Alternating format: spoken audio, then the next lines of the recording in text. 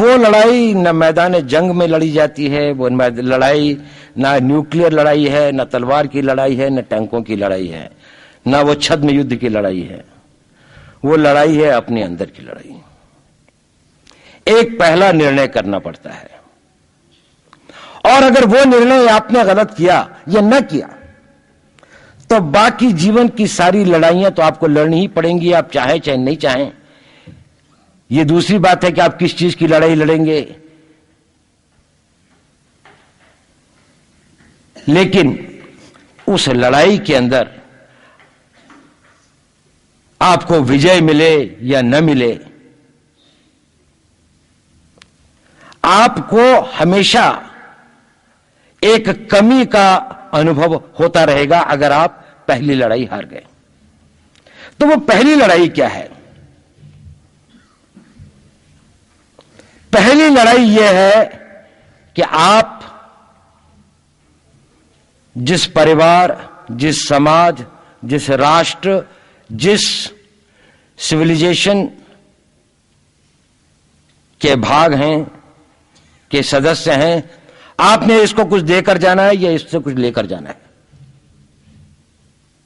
दोनों की सीमाएं बड़ी लंबी हैं। लेकर भी जाना है तो लूट के लिए बहुत है, और देकर भी जाना है तो जीवन भी कम है। यदि आपने ये पहला निर्णय कर लिया और मन बना लिया कि देकर जाना है, तो आप ये लड़ाई कभी नहीं हार सकते। आप अपने जीवन तक लड़ेंगे, उसके बाद आगे कोई लड़ेगा।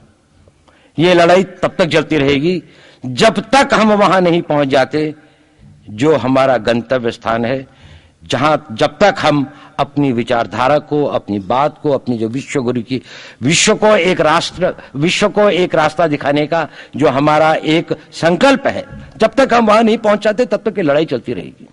ये जीडीपी 8% हो जाए या 18% हो जाए, उससे बंद नहीं होती है। भारत की फौज 12 लाख की है या 22 लाख की हो जाए, उससे खत्म नहीं होती है। ये लड़ाई उससे बड़ी लड़ाई है, ये लड़ाई उससे आगे की लड़ाई है।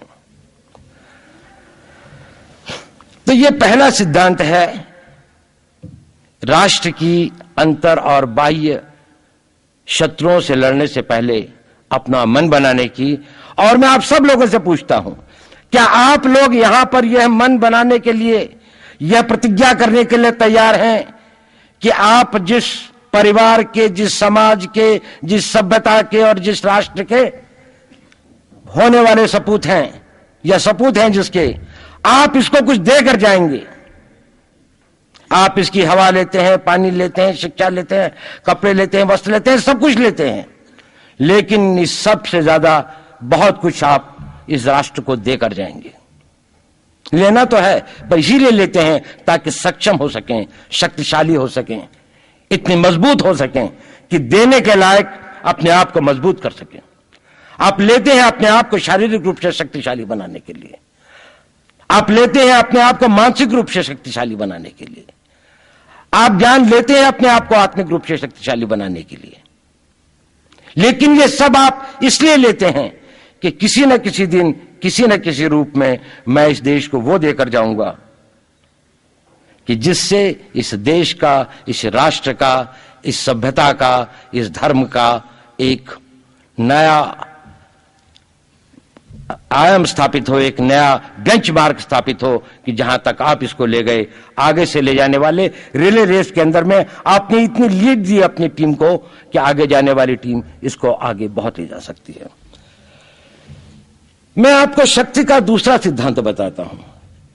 मुझे नहीं मालूम कि यह सिद्धांत मुझे बताना चाहिए या नहीं, मुझे यह भी नहीं मालूम कि यह सही है या नहीं, लेकिन क्योंकि मैं इसको मानता हूं और मुझे मालूम है कि इसके बारे में कई लोग जिनके हायर मॉरल वैल्यूज हैं शायद न भी समझते हो या न भी वो रखते हो, लेकिन एक मेरा विचार है, चाहे तो इस पर विचार करें। सब नहीं तो कुछ न कुछ लोगों को शायद इस विचार से कुछ सोचने की और कुछ करने की प्रेरणा मिलेगी। इतिहास दुनिया की सबसे बड़ी अदालत है, इससे बड़ी अदालत कोई नहीं है।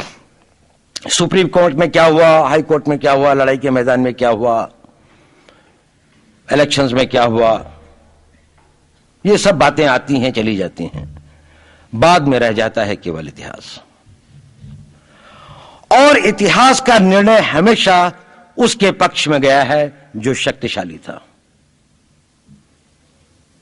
इसने कभी उसका साथ नहीं दिया जो न्याय के साथ था, जो सही था। अगर ऐसा होता तो दिल्ली में बाबर रोड होती है, बाबर रोड है लेकिन राणा सांगा रोड नहीं है, क्योंकि बाबर आया, विजयी हुआ, राणा सांगा हार गया। भारत की हिंदूशाही किंगडम अफगानिस्तान से होती सिकुड़ती सिकुड़ती सिकुड़ती यहां तक नहीं आ जाती।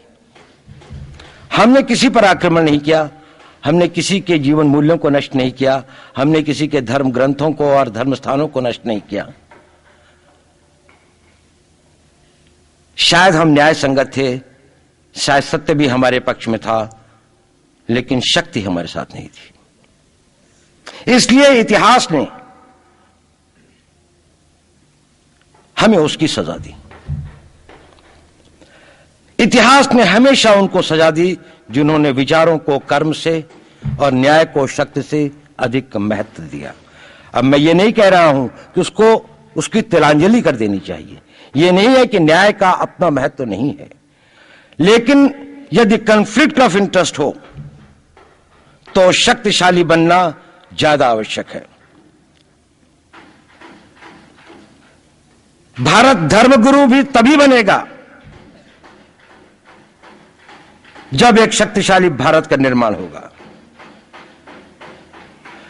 जिन लोगों ने भारत के ऊपर आक्रमण किया, भारत के ऊपर राज किया, इस प्रकार से राज किया कि राज करते वक्त, जाते वक्त अपने गुलामों से कह दिया कि तुम राज कर लो, हम तो जा रहे हैं, तो यहां पर गुलाम वंश भी बन गया।